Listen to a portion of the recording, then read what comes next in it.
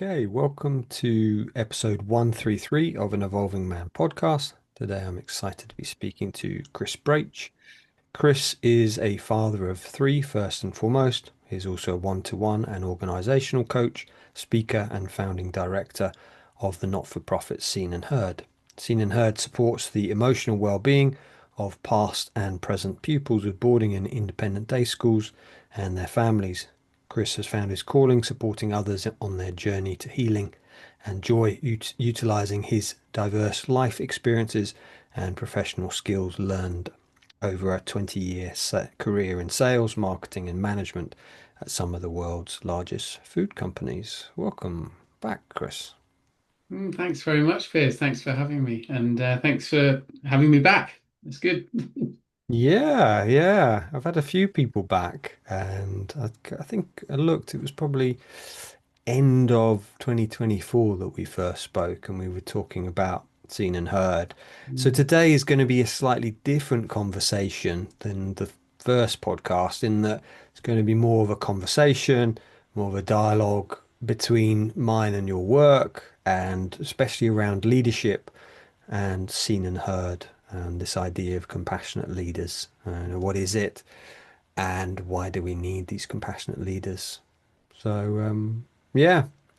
So I'd love for us to begin a little bit because in the first podcast we talked about your boarding school experiences, but one thing we didn't really touch upon was your corporate experiences. Mm. And seeing as, you know, it's so important, leadership in that space, and so many of our leaders have been to boarding school, whether that's corporate or political. So I'd love to hear how it was for you. Yeah, thank you very much, Piers. Yeah, I mean, for me, the my work's changed a lot in the last 3 or 4 years. I had a breakdown 4 years ago, found you, started working with you, and my life has evolved massively since then. But for the sort of 20 years before that, from early 20s all the way through to kind of early 40s, yeah, I had another life, if you like, in business, and I never intended to get into it. I think I was a bit of a mess going through my GCSEs. My mum had died when I was 14. I was struggling with drink and drugs and mental health issues. And then similarly with A levels and things. So I didn't kind of do well in that period of my life. I did get into uni and kind of scrape through, but again, it's just picking a course. I didn't know what I wanted to do with my life. I went through clearing to get a university, and I remember closing my eyes and putting a finger in the what it was, the UCAS directory or whatever it is, and it sort of landed on business studies at Bournemouth University, and yeah, so it wasn't like I had a path going, but my dad, was an engineer by trade. He ended up in business in the 80s, and so I think there's now I've unpicked it looking back. I think there was a bit of a theme of kind of doing what dad did, bit of making dad proud or working in the same sort of area. So we always had that to talk about. Um, but yeah, following university, I just went for the straight, after traveling and coming back penniless, I went straight for the first job that paid money, gave me a car and a phone, and got me out of the hole I was in, financial hole I was in. So yeah, it was ever since then I kind of have been moving through a career path that took me from sales, field sales, so field sales out on the road, um, for people like Cadbury's, before they were bought by Kraft. So it was when it was Cadbury, Treble, Bassett, so direct selling, and then took me into team management. And working in regional teams for Kellogg's, um, out of that into PepsiCo, so another big American food conglomerate, in sales, account management, and yeah, sort of really finding the cutthroat world of particularly American corporations. Uh, so I was there, and then another American corporation. I went to McCormick, another huge American food company. And then started to change things a little bit as my son who sadly died when he was three and a half. During that phase, I was starting to wake up to this idea that this wasn't working for me. So I ended up moving towards food businesses that was had an ethical Mm. standpoint. So I went to work for Organics, the organic baby food company, and worked my way through sales, management, customer marketing, strategy roles, and then finally, made redundant and decided at that point, kind of gave myself a nudge out the door. And at that point, I set up a consulting business, so that worked with smaller businesses, SME businesses, to primarily on growth, so it's to help them grow and to grow the right way. Um, and did that, did that for many years until my breakdown. So it was a really interesting path. Lots of different companies, predominantly in the food and drink business.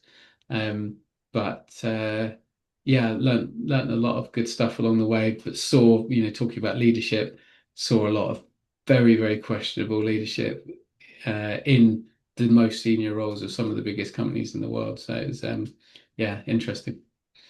Mm. Thank you. Thank you, Chris. Yeah. Yes, Sorry. I was just going to say, yeah, I can resonate. It sounds like we had a similar journey actually with the business. So I was at school and I'd done A levels of French, business, and maths, and I tried to do that at university, but they mainstream university didn't do it. It was only maths, so I tried to do a double degree of maths and French. And the only way in polytechnics was you could do business studies. So I looked at a couple of courses, which was European business studies.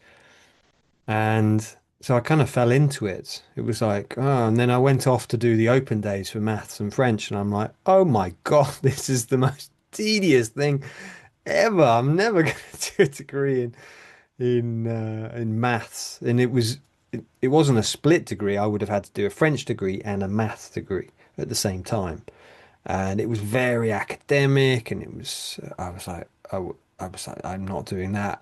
And then I went for an open day at Middlesex University, which was Polytechnic at the time, but then it converted to university. And while I was there for the open day, one of my sister's best friends, who I'd known 10 years, she came up to me and gave me a big hug, and she was on the course. And she took me to the pub with met all her friends, and it was like, oh, this is a no-brainer. I'm coming here. And so I ended up doing that, and I spent 2 years in France, and it turned out that it was one of the top European business schools. So it was twinned with the top German business school, the top Spanish business school, and one of the top four French business schools. So it was the combination. First 2 years in France was the four different nationalities: German, French, English, and Spanish. And they were brilliant. And I wasn't, and everything was in French. So I was having to do this really high level business course in French. And first year I failed, had to retake. But yeah, I managed to get through it. And we had to do placements. And part of the placements were I worked at Citibank, which at the time was the biggest bank in the world in Paris. And that was more customer service, and I enjoyed that, speaking to people and clients. So yeah, then kind of coming out of France, then went to London, spent 2 years at Middlesex Uni, and did another. I was going to say the French word is stage, so it's like a placement for 6 months in an airline. And yeah, once I left, I wanted to go into banking. That was what my partner was. She was in banking, and interestingly, she still is, and she's very senior in banking now, which is fascinating to see.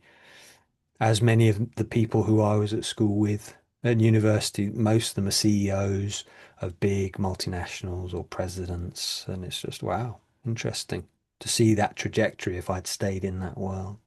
Right. Um, yeah, and then I left and left uni, and then I went into business, went into working in the financial sector, and because I'd got a 2-2 instead of a 2-1, the banking industry wouldn't take me in, so I ended up getting into sales, financial sales, and working for a Fortune 500 company publishing house, and that was tough work, just telesales.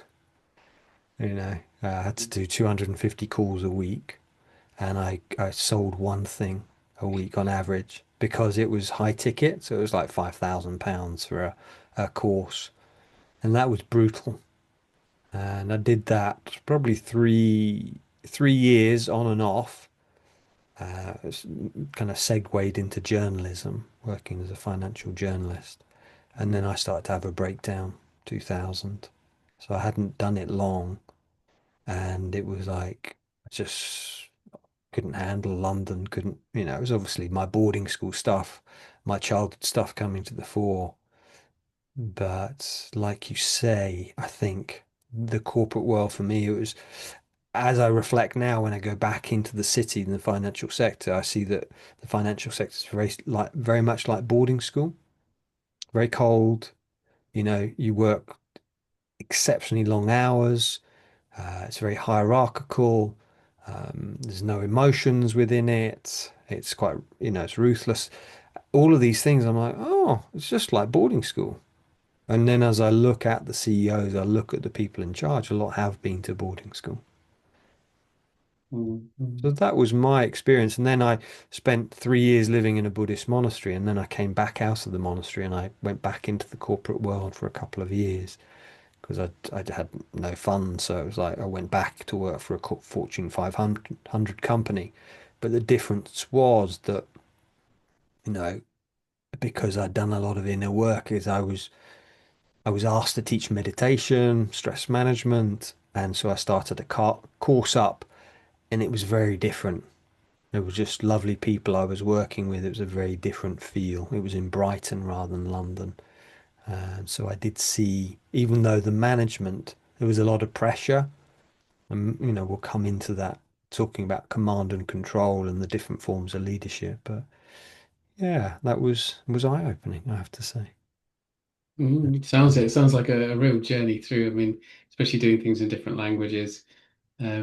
A lot of the guys I went to uni with ended up doing their placements abroad in another language, particularly in Germany, and they found it difficult. But the university I went to was, you know, there was probably a handful of boarding school people there. So Mm. I didn't tell anyone that I'd been to boarding school. I didn't, in fact, for decades, I don't think I mentioned it to anyone. So there was certainly none of the old school tie stuff or the contacts and all this sort of thing. In fact, most of the people I've spoken to who came through boarding independent schools have probably never either mentioned it or leveraged any sort of old school stuff. So I think that's a bit of a myth, maybe apart from the old Etonians, Harrovians, and banking, and maybe a few schools. But it is interesting that I then encountered in my corporate life a lot of people who had been through the system, but they certainly weren't particularly public about it. But all the guys I went to uni with ended up in banking, almost every single one of them, but they all came from state school background. Really interesting. Interesting. Yeah, did I mention? I think one of the things I did when I was 18, I was in Australia. I contacted a lot of the old boys and women, men and women from my school, seeing if I could find work. And then again, later on, when I was trying to find work in the city, and I got an interview with the top investment bank in the world through that. But through that connection of my old school, but I didn't use it after that, obviously, because I suddenly realized what a horrific time I'd had, and I didn't want to Yeah. connect again. But yeah, yeah, it is interesting that old boys network. I think Robert Vercake in Posh Boys talks about that quite a bit, about how, certainly Eton Harrow, there is that, I think there was the thing with Boris Johnson and possibly the head of the BBC. It might have been David Cameron, giving, you know, the head of the BBC had given the Conservative Party a donation before he was made chairman of the BBC. And so they were saying, well, that's a little bit, you know, I think he was Etonian or something like that. But Mm. so I'd love you to share a little bit about leadership then. What did you see in leadership in these environments? Yeah, thanks. I was reflecting on kind of who'd been there. So I went back through all of my managers and department heads and CEOs and things over the years. And I realized I can count on three fingers in 20 years how many managers or leaders I worked for or with who I would consider to be compassionate, who I would consider to be fit for kind of modern leadership and modern business. And yeah, one guy, I'll just say his first name, one guy called Mark, and then a lady named Kate at two different companies. But they were incredibly impactful on me as a person. Mm, They were first and foremost, they were um, people. I know it's a bit of a cliche, but they mm, they would they would see how you were before where you were with your work. So they would sort of seek to understand before trying to be understood, rather than on transmit, command and control, communicate. So I noticed that being a real kind of key aspect. Um, they were largely always trying to lift you up. I mm, noticed that as well. So they their kind of status within the business was dependent on how well their team were doing. Um, So I'm, starting with the good because it really stood out when I had personal difficulties at both companies for different reasons. They were understanding, they made space, in their diaries to have a conversation. Um, and largely they were always trying to further you, as an individual. mm, So they, trying to put you forward for courses. They were trying to, what do you want to do next? Well, the world's unlimited for you. Where do you want to go? So there was no limiting of potential.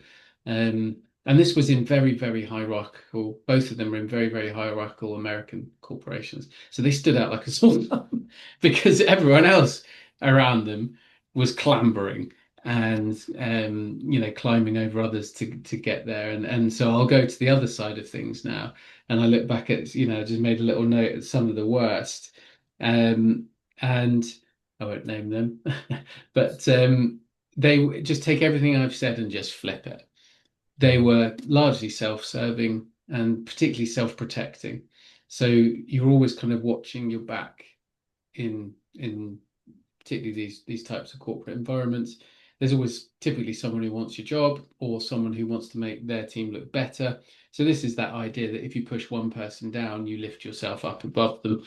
Um, Very cutthroat. So certainly that you could see their emotional wounds, their mm, looking back on it now, you could see their issues right on show.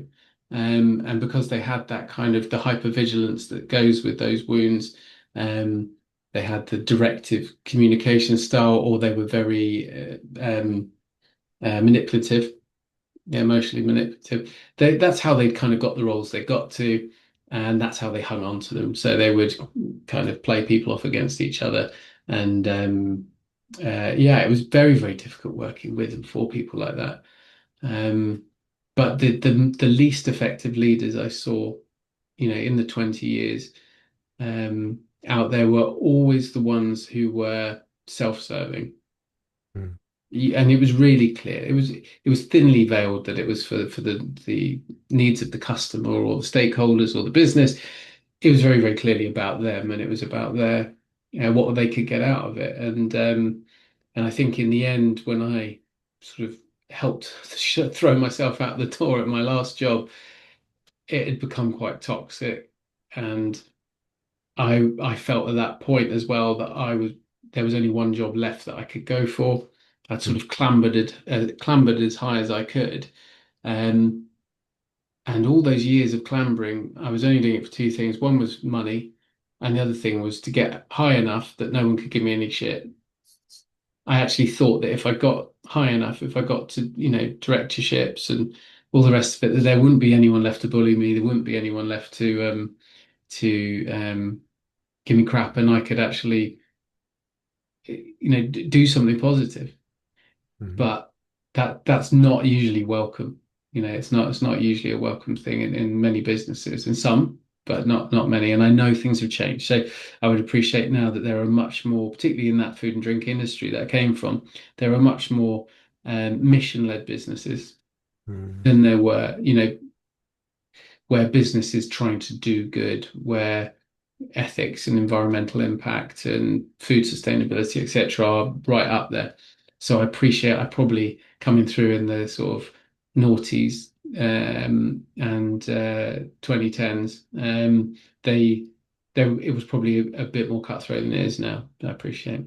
But yeah, that's what I saw really. I just um, you know, I'd say for every one or two of the really kind of compassionate, people focused leaders and managers that were there would be out of 10, there'd be four or five who were cutthroat, clambering their way to the top. And then there'd be two or three who were largely sort of, we call them house cats. They were largely ineffective. They were non-offensive, sort of, avoidant, and um, and people just sort of let them be. They were often coming to the end of their career. They maybe put a shift in, and so you sort of letting them go out quietly. Or alternatively, they were sort of had a few friends in the right places, and they were largely non-offensive. So they just kind of blended in, the very vanilla blended into the background. So you had two or three of them, five or so of the corporate climbers, and then a couple of the good ones. But if only 20% of your managers and leaders are positively focused and compassionate and all the rest of it, your company's potential is massively limited. So that was Mhm. my experience. Yeah. Thank you. Thank you. Yeah, and as you're talking there, it just reminds me of the those two main leadership styles. I mean, there's obviously lots, but command and control, very authoritarian, you know, woman at the top, you do as I say, and that's what you're talking about, the self-serving. You've got to watch your back. That for me is the command and control. Simon Sinek in his book Leaders Eat Last talks about the command and control, and people we interviewed for the documentary, they talked about that difference between command and control and emotional intelligence, and that leadership is changing. And Zena, me in our conversation talked about also the spiritual intelligence as well, which is starting to come in, and that's a really important part. And she's doing a lot of work around leadership and eldership, which I feel is really important, is we're there to serve. Whereas what you've said there, the command and control, it's self-serving and almost like on an archetypal level, it's like they're the boys or the girls. It's all about me. What can I get? What can I take? And that's what I see a lot with the leadership in Britain at the moment. It's very self-serving. It's what can I get for me? It's a blame culture. It's finger pointing. What I've heard with command and control leadership is they will make this dictate, right, this is going to happen. And if it doesn't happen, they won't take responsibility themselves. They will blame other people. So, for an example of this is, during the financial crisis, the banks blamed the mortgage lenders. The mortgage lenders blamed the banks. That neither of them took responsibility, and one bank actually they blamed the homeowners. It's their fault rather than going, whoa, what's our responsibility within that? And I feel that's the emotionally intelligent leader is, they've got that empathy. They've got a connection to their feelings. And, we could maybe move into that, segue into the boarding school, which is both of our kind of expertise and working with people, is, when we learn to suppress our emotion, dissociate from our emotions, it's very difficult for us to have empathy. It's difficult for us to have self-awareness, which is a big aspect of emotional intelligence. And I love, and I've talked about this a lot in the podcast, this idea of, you know, IQ is counts for 20% of life successes, and what that means is, whether that's wealth, that's whether that's relationships, but it's 20% is IQ. The other 80% is EQ, and when we did the screening of Bordering on Insanity a couple of weeks ago, um, Warren Larkin talked about it. He gave the study of LSE. I've heard the Dunedin study, which talks about that. So therefore, if we as leaders were just focusing on the EQ, the IQ, but not the EQ, then it's like we're going to really struggle to lead, especially as for me, leadership's changing. It's moving away from that command and control. Yes, there are still some companies doing that, but a lot are becoming more emotionally intelligent. They're the ones that are thriving now. They're the ones that are getting the great profits. The the Gen Z, they don't want to work in companies. They just leave the company if it's a command and control. They want to be involved in it. They want to be inspired. And if they're not, they leave. So Mm, these companies are having to change. And so I think it's really positive. Yeah, I hear you. I think the EQ side of things, um, I certainly didn't have any of that. And Mm, I look at the way I conducted myself through those 20 years, and at times it was shameful. mm, The strategic survival personality that I was running, um, was so fearful of being caught out mm, and having made mistakes that that blaming you, if anyone invited you to a meeting, your assumption was what have I done, and therefore you'd already prepared the entire argument in your head beforehand, as to how you were going to kind of dodge the blame, you know, mm.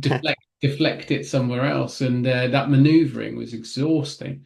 That sort of effectively political maneuvering all the time, and kind of who do I need to be close to in the organization to survive? Who do I need to be nice to?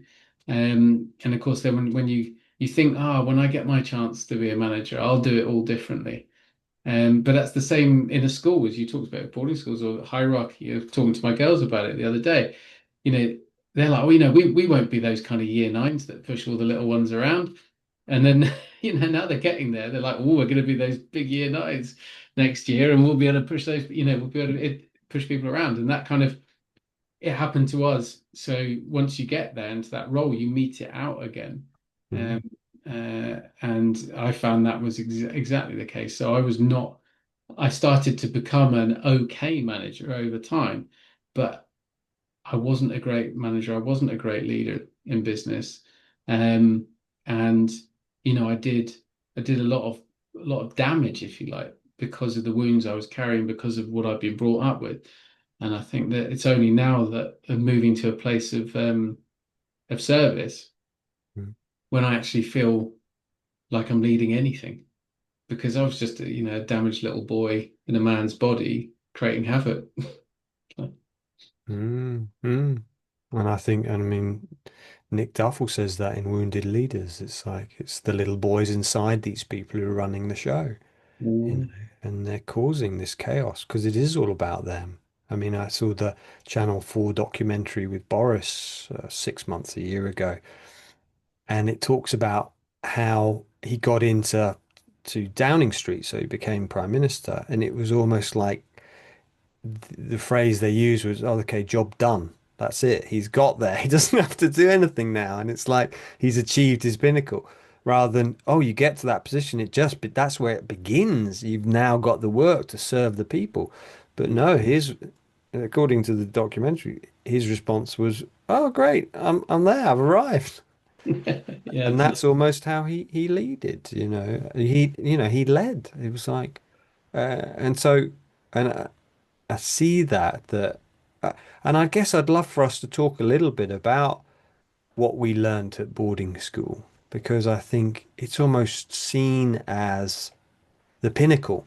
You get to the boarding school, you then go on to Oxford or Cambridge, and then you get the choice of the best jobs in the country.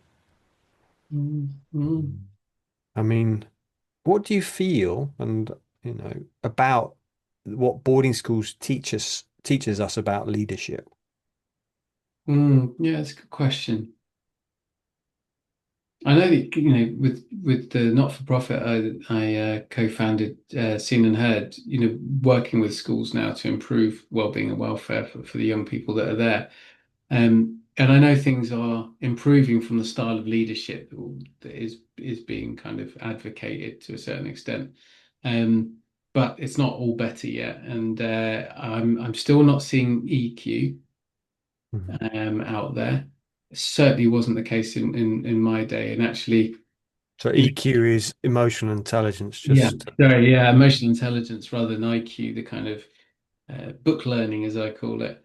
Mhm. Um, But yeah, so I mean, what I was taught was very much left brain is everything. So your analytical skills Mhm. are everything, and also to a certain extent your oratory skills.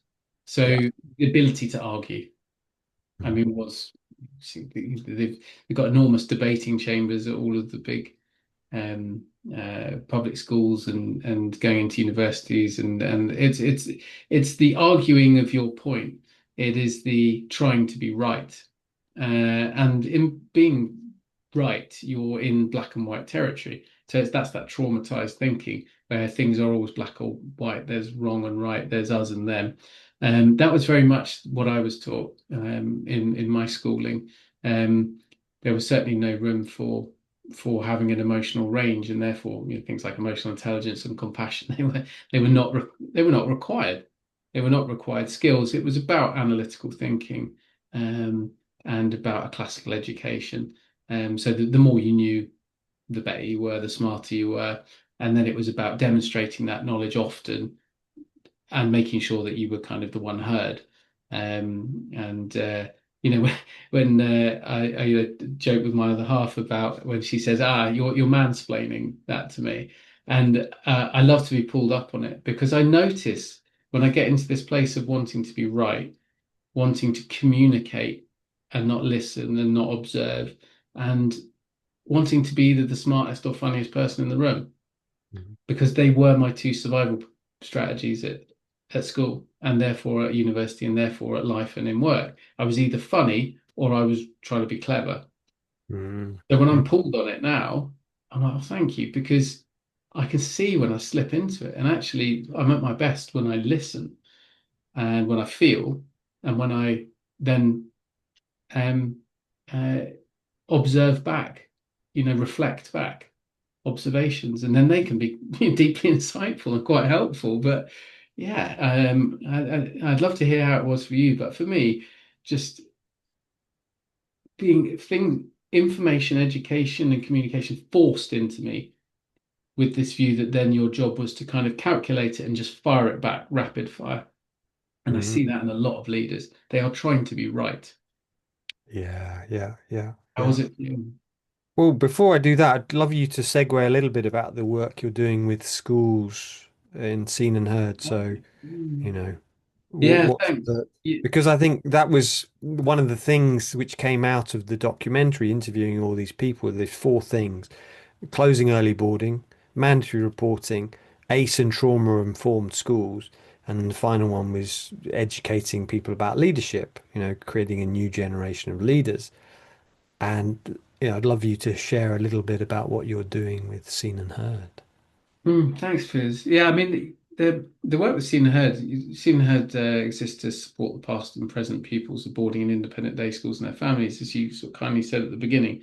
So the bit with the current pupils is about keeping them safe Mm-hmm. because the abuse rates of people who went through that sector over the last 40, 50, 60 years are hugely higher than any sort of national average that you'd care to look at. And certainly people coming to see in the head for adult well-being support, therapeutic support, we're running at sort of 30, 35% who were um, sexually assaulted in some way at school, or and so that's enormous numbers. And so, we know it's improved. The sort of institution-sponsored neglect, bullying, physical, emotional, sexual abuse that went on for decades, paedophiles being moved from one school to another to protect reputations, etc. We know that is largely um, uh, diminished a lot. What is still going on though is what we call burnout culture. Mm, Yeah, mm, and this is where it cuts across really to our work, Compassionate Leaders Pathway, and the challenges of modern leadership is, the burnout culture is more. mm, Yeah, so it's stress plus stress, and we know stress plus stress equals burnout, but we know stress plus rest equals growth.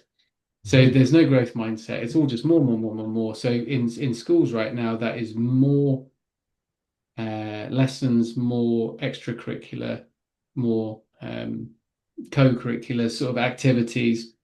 It's then even for the day pupils coming out 6 o'clock at night, 6:30 at night, maybe then straight into an evening activity.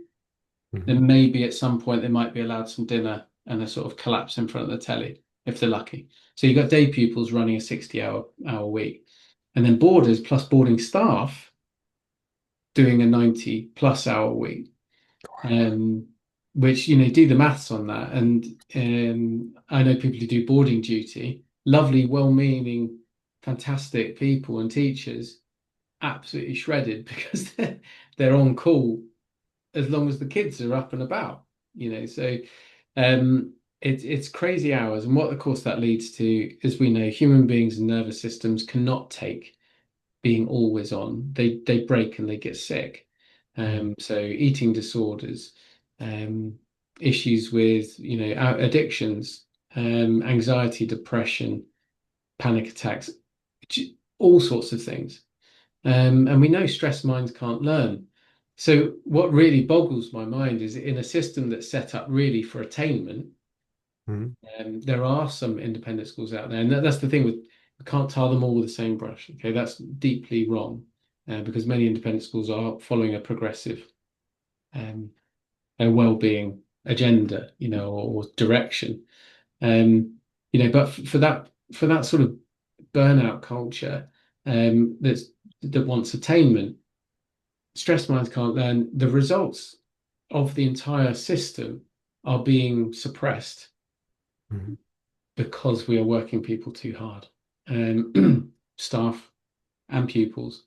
And so our work in schools is to convey the message that more is not more. Sometimes less is more. mm, So that is, more space for unstructured play within the timetable. That is more downtime, not on screens, just more time in nature, more time to just be a young person, or for the staff to just be a human being or spend with their families or whatever it might be. mm, And then we're advocating sort of the real core principles of health and joy, which I know we'll talk a bit more about within the Compassionate Leaders Pathway, mm, because they're the same for adults as they are for kids. So we're trying to convey the message that well-being isn't what you bolt on to a curriculum, which is what's happening now. mm, mm, I'm often told by schools, I would love, what you're saying it sounds lovely, but we've got no time for it. So you've got no time to make sure that the young people and the teachers in your school don't fall apart. Yeah, we're too busy. We're too busy doing exams and four away fixtures a week and two tournaments, and then we've got the piano recital, and then we've got the school play, and then we go da, da, da, da, da. And so there is no time um for people's welfare. It's just a machine. So we're advocating that, and of course the building blocks, things like emotion coaching, just letting young people understand and explore what it is to be a human being and their emotional range, facilitating more of a deeper connection to themselves, to each other, to the earth, to where we live.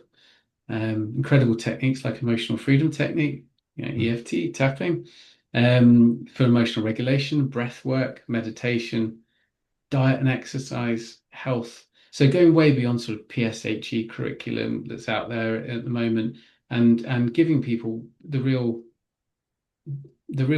true human blueprint Mm, of what it is to be a human being, and giving it to them as early as possible. So reception and upwards.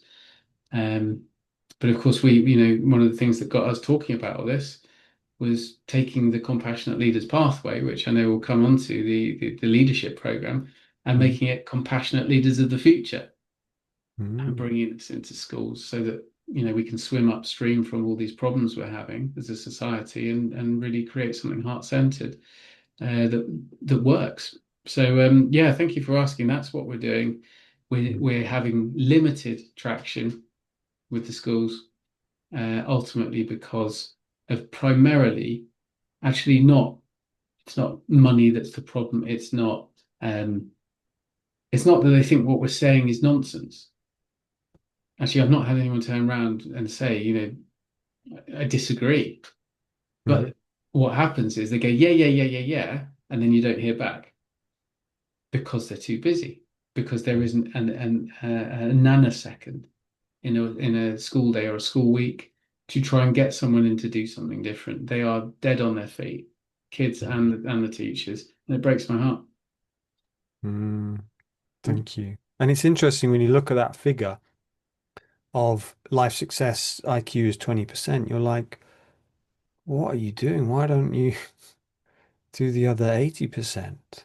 And obviously for me, a lot of the 80% can't be given by the school. It has to come from the parents, Mm, and it's like teaching the parents. I mean, I told you this, or maybe I did or I didn't. I went back to my old school a month ago and I was talking to one of the teachers on the table and we were talking about schooling. And I said, oh, is there touch? Do you have touch in the school? And he put his hand across his throat. He said, oh, no, no, no, no touch. And I said, wow, that's a serious deprivation. That's really not very good that the children are getting no touch because that was my experience in that school. There was no touch. And it's that EQ. We're trying to do 90-hour weeks just to do this 20%. But, according to Daniel Goleman in a recent talk he gave, it was like that's going to be taken over by AI, the 20%. mm, mm, mm, What's not going to be taken over is the EQ, but none of these schools are teaching anything to do with EQ. I wouldn't say none. There are some schools doing it, mm, but again, it's sitting in circle. It's sharing. It's kind of like you said, it's like the emotion wheel or emotion coaching. It's like, right, what am I feeling in any given moment? It's being trauma informed that when a child is kicking off, it's like, what happened, and that's what Warren Larkin's saying. You could save absolute billions by just asking people really early on what happened to you. mm, mm, Instead, we give them the pills or the drugs, or we exclude them rather than going, well, what happened to you? mm, And I see that. So yeah, yeah. I mean, maybe maybe we segue into so basically, Chris and I have coming out of the documentary, this idea of the compassionate leaders about the idea of training a new generation. I started to create basically a lot of the teachings that had come to me, from the 1990s when I think it was still at business school.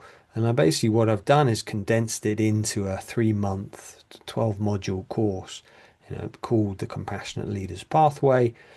And yeah, it's like, and we're going to start the first cohort from September.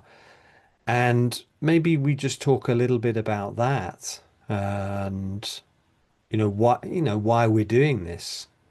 mm. So, well, yeah, I'd love you to maybe begin. And what's your sense with the compassionate leaders? Thanks, Piers. Yeah, I mean, for me, it's the it's the program that the world needs. In that, if on one hand you've got wounded leaders, which we talked about and was in your film, and we know that it's there in society, or Nick Duffell's book, Wounded Leaders, etc. You don't need to have come from a boarding school background to be a wounded leader. It just helps. What I mean? So there's plenty out there who came from all sorts of different backgrounds, but ultimately, some of the desire. They always have that expression: the desire to be a politician should automatically disqualify you from ever being one. Yeah. It's that idea that if you feel the need to get to the top of something, Mm, chances are you're running away from something. mm, It's not about being of service and coming from a place of integrity. It's about making lots of money, getting to a place where people can't crap on your head anymore, or where you can take things in a direction that might be questionable. So the compassionate leaders pathway is everything that isn't. And for me, I've had coaching with you for 4 years, pretty much, um, and the journey that I went on to look at where I am now, that real audit of honest for the first time in my life, being honest about who I was and where I was and what was working for me and what wasn't. And then saying, actually, there's so much here that isn't working. I need to set a vision. I need to know where I'm going and navigating to in coming out the harbor, as you often say. So to mm, have that, and then it's like, great. Well, I want to do that. So let's go make it happen. I'm too much of a mess. So mm, we need to do some inner work. We need to start to heal some of those wounds. And in mm, doing that, we're not going to be able to do that deep stuff or go in the right direction if our bodies and our minds are not supported. So what's the eating, sleeping, moving that underpins that sort of foundations of growth, of happiness and health? Um, and then, moving out of that and creating a really vibrant inner world. So we use the archetypal, king or queen, warrior, magician, lover, supportive parts. Some people call it internal family systems or all sorts of things. But knowing who's up here, who the voices are, creating an inner boardroom or an inner structure that supports you every day. And then once you've got that, the wounds are improving, your self-awareness is there, you're physically healthy and you've got energy, and you've got this brilliant supportive structure that means you can actually start to bring your true self through and mm, understand your emotions. It's like, right, what can I do in the world now? And so the fact that just worked for me personally, mm, when I knew you were starting to put all of these learnings, I mean, I've never met anyone who's read so many books as you, but to start to put all this together with our personal experience into a 12-week program, um, I knew that not only was that going to be transformative for adults, not just we're not talking just CEOs, business leaders. This is just anyone who wants to lead in their life, take yeah. do something. But I know that it's right for young people as well, and Yeah. so yeah, really excited about it. Yeah, I think that leadership, thanks for bringing that up. I think sometimes when we think of leader, it's like, oh, it's a CEO or it's a manager, but actually we're all leaders. Mhm. We lead our children, we lead in our relationships, or we lead ourselves. It's like getting out of the bed. It's like we're all leaders. But I think sometimes we've, especially in Britain, it's like, oh no, no, Boris is a leader, or David Cameron is a leader, or Richard Branson's a leader. Well, I'm not. It's like, no, everyone is. Everyone can lead. And we've got to do that. I think the Dalai Lama was once asked, I feel powerless, talk about world peace, but I feel like I can't do anything about world peace. And he says, well, what's the world made up of? And the person says, oh, it's made up of countries. And he said, what are the countries made up of? Oh, communities. And what are the communities made up of? Families.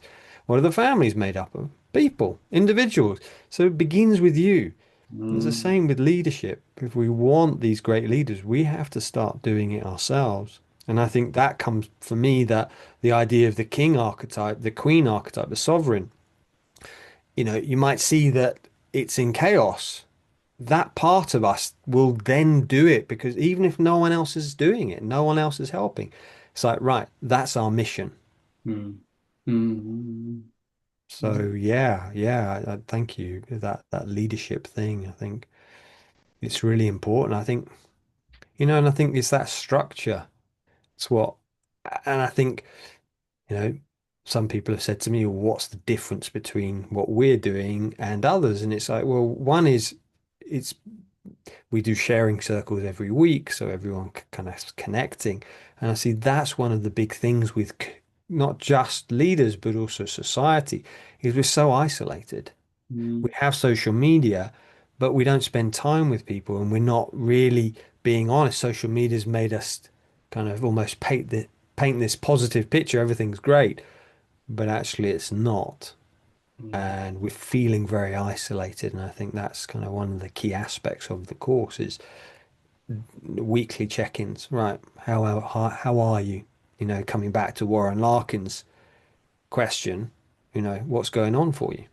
mm, Yeah, thank you, Piers. Yeah, I really hear that. I mean, some of the most transformative, not just the coaching that we did together, but all the stuff that went around it for me was, the men's groups, the men's work, um, which was transformative. For me. I could trust men again. B, I Mhm. could learn to be vulnerable in front of men.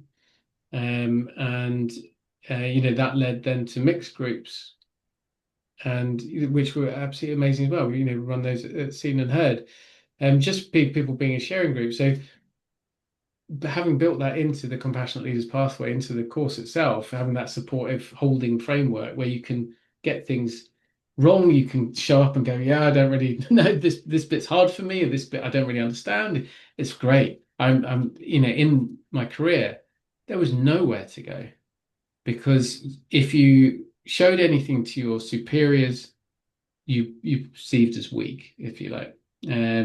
Anything to your colleagues, well, they might want to take your role, or your peers, they might want to take your role, or they might say, oh, Braitch, she's lost it.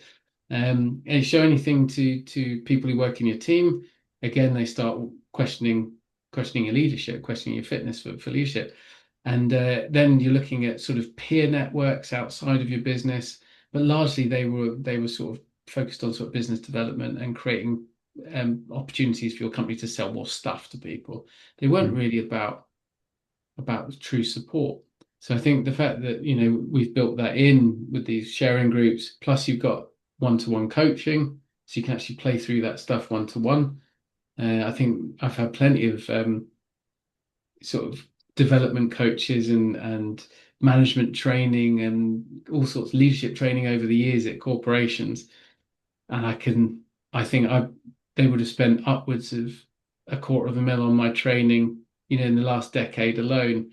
And I can probably think of three things that really cut through from it all, because it was just, which was, some of the personality profiling stuff, like the colors wheel of personality types, or the Myers-Briggs and all this sort of stuff. Some of it cuts through, but, I Mhm. just feel that what I needed was that like a sharing group, was a coach who was looking at what's coming up for me, not just how am I going to get the next quarter's targets done, Mhm. but actually, how are you doing, and what are you finding tough? What do you need know to feel safe? Because when people feel safe and energized, they can do anything. But if they're constantly looking over their backs at who's going to put a knife in there, and they feel knackered, Mhm. there's no performance.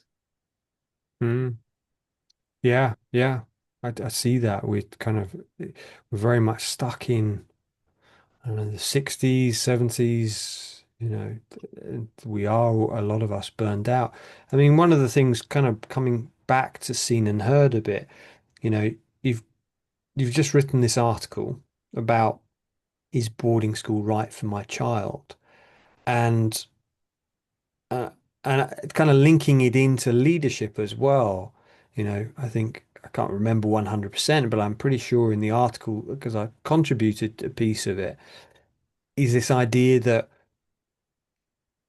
when we are leading, if we don't have that IQ, that EQ as we're moving on, I just think, are they right? I really don't feel they are anymore right for children, unless in extreme kind of scenarios. But for me, 16 and above, great. But under that, because for me, especially from a leadership perspective, you want your child, you put them in the school, you're paying 40, 60,000, 80,000 a year to have them in there.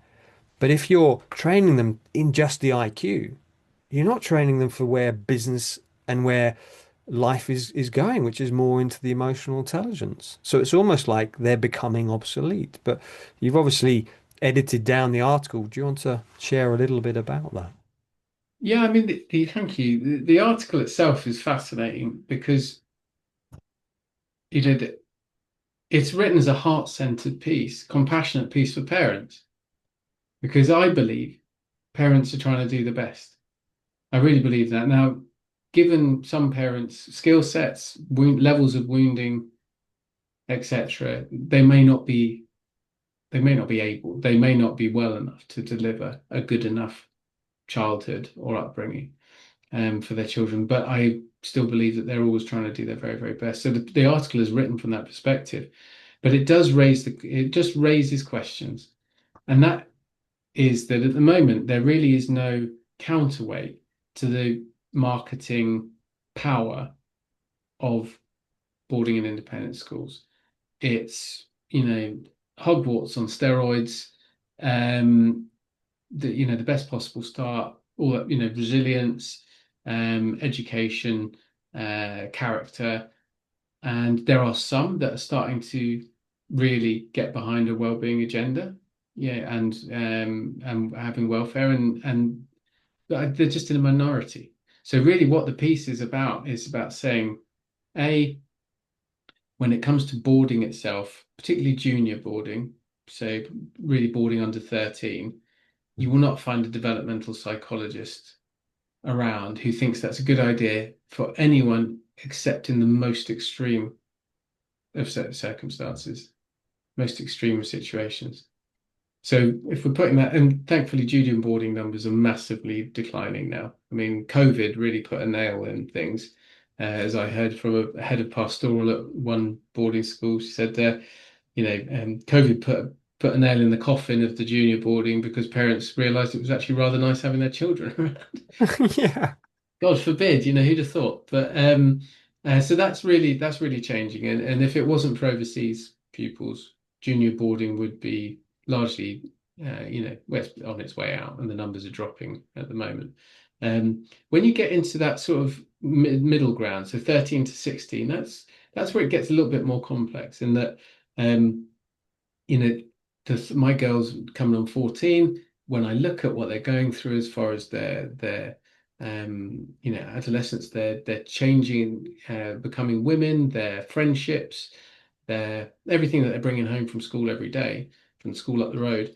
The thought of them doing that in an institution without love, without appropriate touch, and without someone to speak to, and the door to close at the end of the night and say, "This is mine," and let their nervous system settle down, that brings me great sadness. Um, uh, that being said, start creeping to 15, 16, 17, 18, and there are many young people who are starting, who maybe they've had a very secure Mm. attachment in their life, and they want to go on to do something specialist in music or drama or sport or the military, or they're just sort of almost ready for that university jump already. And then in that situation, as long as everyone's really fully clued up about the pros and the cons, there's more of a case where it could be looked at for boarding and things like that. But the article itself says a number of things, which, importantly is young people are always best with their families, Mhm. unless in extreme, abuse situations. Um, and secondly, it really says that if in an institution without the presence of appropriate touch and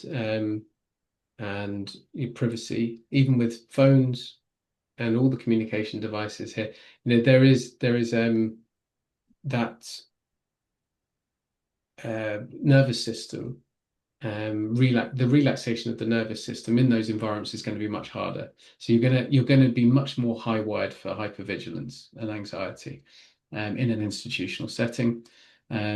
And it also really digs into the facts that, if you, yes, you might feel that boarding is right, but as a parent, you need to look at your own stuff. So Mm, all of the psychologists and the psychotherapists and who've input it and said largely there's some generational stuff that's coming down their line. There's societal pressure around boarding. There's people's own wounds. There's divorce and death that's happening at home, or family changes in situation, or military families moving around. And all the stuff says, if you've got any uncertainty, put your child somewhere stable. But that is all incorrectly founded mm, because we are designed as hunter-gatherers. We are designed for our children to stay with us, mm, despite the fact that we've got to move from location A to location B and move through different environments to find food and etc. So we're wired up to stay as a unit. We can go through hell as a unit, but when you start to separate, you start to get problems, and that's what the article really found. thank you. It's interesting.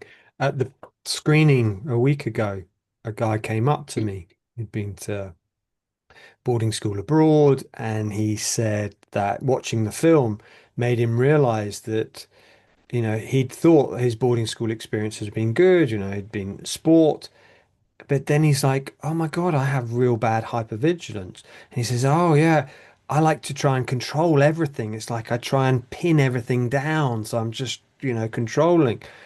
And he said, I realize now that I have boarding school syndrome. And then I received a comment, I think today on one of my videos, some person was saying that they'd been off to an alumni day with their old boarding school, and someone mentioned to them the word boarding school syndrome. They'd never heard of it, so they looked it up and they suddenly looked through the list and they're like, "Oh my God, I've got boarding school syndrome," and I knew there was something wrong, but I just thought it was me. Mm. And now they've suddenly got this insight that, oh, yeah, and I think that's the almost the illusion of these schools is that we think that it's a privilege, it's a great thing, it's like it's the pinnacle, but it comes with a price tag. And the price tag is, a lot of these issues, hypervigilance, anxiety, insomnia, stomach problems, things like that, that most people who I know been to boarding school have. I have that, Me you know, too. so, Mm. so yeah, so it is fascinating. I'd love you to share a little bit about the long journey home. So you're doing this fundraiser. Can you talk a little Yeah, bit about that? yeah. Thanks, Piers. I mean, well, just to touch on what you were just saying there. I mean, the boarding is one element of it, and if you're in a captive environment, um, whatever's going on in the school is always going to be amplified, magnified. Mm, But what's important is even in the day pupils, in any schools which are geared up for with the behaviorist attitude towards young people and who are geared up largely for results, say exams, etc. So that could be grammar schools, day grammar schools, independent day schools, etc. There is huge impact on young people. School is just not fun and it's not really nurturing. Um, and it sets up this left brain IQ stuff rather than the right brain and heart-centered EQ that we've talked about today. So the whole system needs work. And pioneers like Dr. James Mannion and others who I spoke to on a podcast last week, he's doing brilliant work and he's got the Welsh government to totally rethink their educational policy and put well-being and welfare at the heart of it. And that will be launching fairly soon. wow. There's been a much more trauma-informed education environment in Scottish state schools, thanks to the work of Suzanne Zeedyk and many others up there over the last 6 or 7 years. There is movement. England, as I've spoken to these specialist education, thought leaders, think tanks, etc., England is behind. The state schools are getting much, much better in England. Really, really are. There is genuine progress, but I'm told by lots and lots of providers of, really progressive wellbeing solutions, they can't get into the private sector, despite the fact that they've got the resources, they've got the money. And the state system's got no money. They seem to be finding both time and money to do wellbeing because they get it. But I just find it, you know, both bizarre, fascinating, and of course, from coming from within the system, I get it. Yeah, Mm. they've got no time, and they don't think it's what the parents need, which ultimately they're the customers. Mm. And at Seen and Heard, we do a full stakeholder survey across young people, teachers, senior leadership, and parents to actually get a proper read and to see where to look in these schools. But yeah, it's fascinating. And I think that you mentioned the long journey home. The idea behind the long journey home is people can choose a distance to travel over a period of a couple of months throughout July and August, ready to finish by September for the new school term. And they can travel it in any way they want, walking, running, cycling, paddling, swimming, all sorts. But maybe that journey has some meaning to them. So it could be, for me, the journey I'm doing is 500 miles across those 2 months. And it represents the journeys from my boarding schools back home. Mm. Um, and for me, an emotional, ceremonial part, bringing part of me back home that was left behind. But it's not just for, people from boarding and independent schools, because that's why I mentioned the total education system. So many people who went through other schools, state schools, had a Mm. torrid time. When it was still corporal punishment all the way through the 60s, 70s, 80s, or the bullying was out of control, or you couldn't get the school bus to and from school without being, having the hell beaten out of you, or whatever it was. And then you get there and it's an exam factory where you Mm. are largely put down and diminished. So that's gone on for years in all British education systems. So the long journey home is about walking those parts home or bringing them home that got stuck in those schools as a young person, and raising some awareness that the education system needs to do better and needs to change. Mm. And it's about, raising some money, which at Seen and Heard we're using to support adult wellbeing services, access to therapy, grant assisted programs for those on low or no incomes, our free online sharing groups, where people can find connection with with others, and I'll work in schools and I'll work to campaign for improved child sexual abuse legislation. You mentioned mandatory reporting, the need for the mandatory reporting of known or suspected child sexual abuse is still not a legal requirement in this country. Still blows minds when you say that we're one of the few developing nations who don't have it. Someone said that at the talk we were giving after the screening, the Q&A. I said about mandatory reporting, and one of the questions was, no, no, it's definitely mandatory now. I was told that I had to speak up, and I said, well, I received a letter from Jess Phillips saying that it's not mandatory. Yes, as an individual, you're told you need to talk up about sexual abuse, but the institutions don't. They can just brush it under the carpet. They don't need to, by law. Yes, a lot of them are now speaking up because they're good, there's good people in charge, but those schools which or institutions where they're seeing this stuff and they don't want to speak up because they're worried about their reputation, they don't have to do it. Mm. And it's ridiculous. It's like still we're 2025 and we thought, that Labour would come through with this, but they haven't. They've reneged on them, which is sad. Yeah, yeah, thanks, Piers. I mean, the mandatory reporting that's being put through that's in train at the moment from the government is watered down. It's the watered down sort of Tory version from a couple of years ago, whereas effective mandatory reporting particularly covers suspected abuse, not just known or witnessed. Yeah, it's so Mhm. important because most people never disclose. Only 1 in 9 ever disclose their abuse, and it takes up, on average, 27 years for people to disclose. So, how many actual children are going to come to you and say, "I'm being abused"? They don't. They just show it because they start to withdraw, because they start to get shut down, because the behavior changes, whatever. So it's remarkable. There's no, there's not nearly enough whistleblowing protection. And most importantly, again, you said even if someone does speak up, if they speak up inwards and upwards in an organization, It's no Mhm. good. They have to report out to the LADO, the local area designated officer, to the Child Protective Services. So it's not there, and with I think 17 out of 20 ICSA recommendations from 2 years ago, a couple of 100 million spent on the independent inquiry into child sex abuse. 17 haven't been touched of the 20. Three are in train, but they're weak, Okay. really Right. now. And this is despite obviously the Home Secretary's promise to crack on and do ICSA. So a lot of work to be done.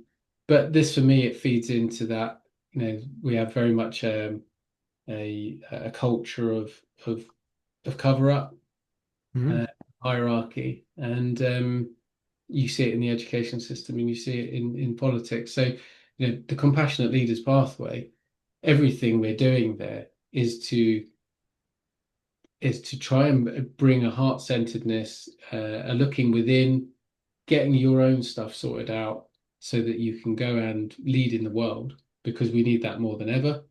And then compassionate leaders of the future, or the stuff we're doing in schools and with education, is because we have to swim upstream. Otherwise, we're going to keep getting very, very ill people coming through physically, emotionally, into society. And I think, we're on a turning point now in civilization, and I think we're going in the right direction. But this is the big nudge it needs. Well, bless you for your work, with Seen and Heard and your support with the compassionate leaders. So I'll put into the description links to Seen and Heard and also to the compassionate leaders. Like I said, first cohort is beginning in September. It's limited to 20 places for that. So if you are interested or you know of someone, please do reach out.